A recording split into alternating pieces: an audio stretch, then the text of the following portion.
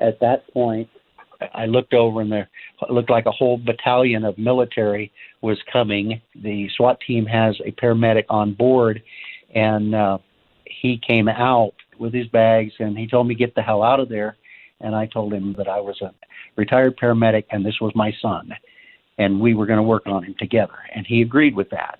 And so we worked together to stabilize him and get him loaded onto a canvas sling to be then loaded onto the ambulance. But I was told by a couple of the cops to get the hell out of there, and, while I was still working on my son. They were extremely rude and obnoxious.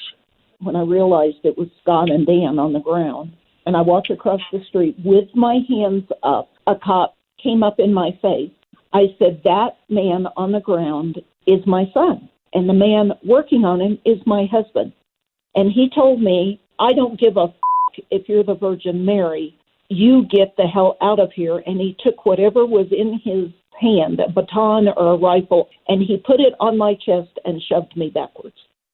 In my opinion, the way the cops came in as a battalion just absolutely exacerbated the whole situation. The absolute militarization of the police, that has got to stop.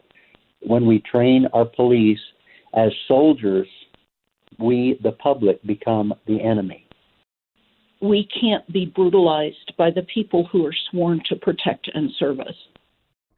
The impact of Black Lives Matter has resonated across the land since the killing of George Floyd.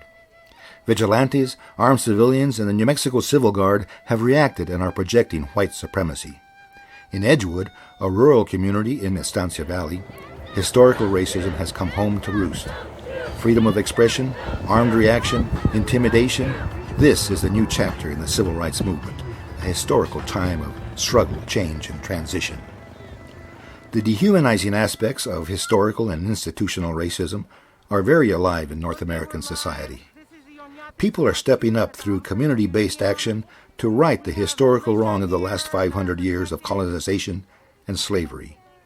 We need to meet these challenges in these turbulent times. Beware of the extreme right and the rise of fascism. Be vigilant and strong and ready for change. Oñate is a symbol of colonization. He was ultimately banished from New Mexico for his crimes at Acoma Pueblo for use of excessive force.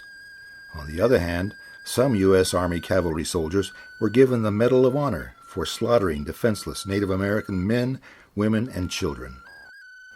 A statue in honor of Oñate that was erected in Alcalde, New Mexico, lost its right foot, similar to the punishment ordered by Oñate on the people of Acoma. The controversy continues to this day and has its roots in the Pueblo Revolt of 1680. Today, these communities in the Southwest are under the umbrella of the Treaty of Guadalupe Hidalgo. Chicano civil rights can be traced to the Chicano movement, the American Indian movement, and the Black civil rights movement to decolonize our thinking and deconstruct institutional racism and build a more just and humane society. We are now challenged during this pandemic to rethink our historical circumstances in light of new opportunity, to redesign our society with meaning and purpose and our relationship to the earth and to one another.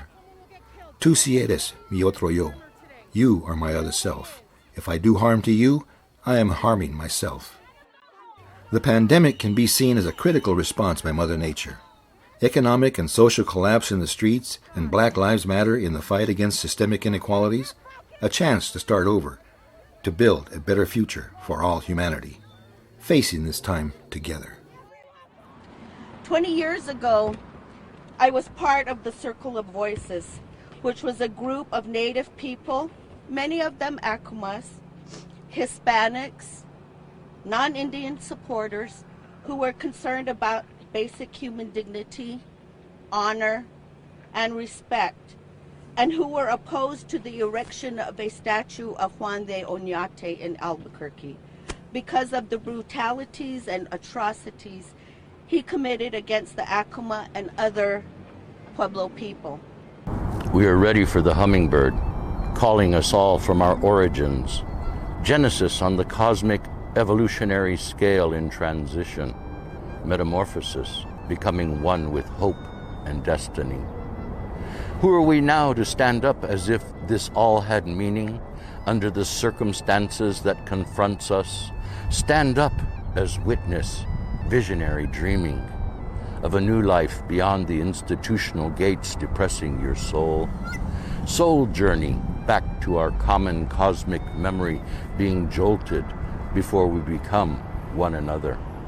I stand as witness with testimony before the aforementioned existential crisis, wish to lift ourselves up and out of a total systems meltdown.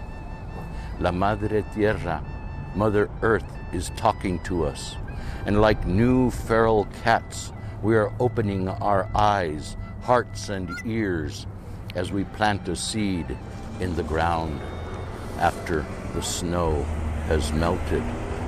We have come to this place again within ourselves, introspectively, in the constant cycles in peregrinaje, searching. One cosmic cycle is 52 years. 7 is a perfect number. Mercury in retrograde is over. Time to wake up. Mother Earth is calling.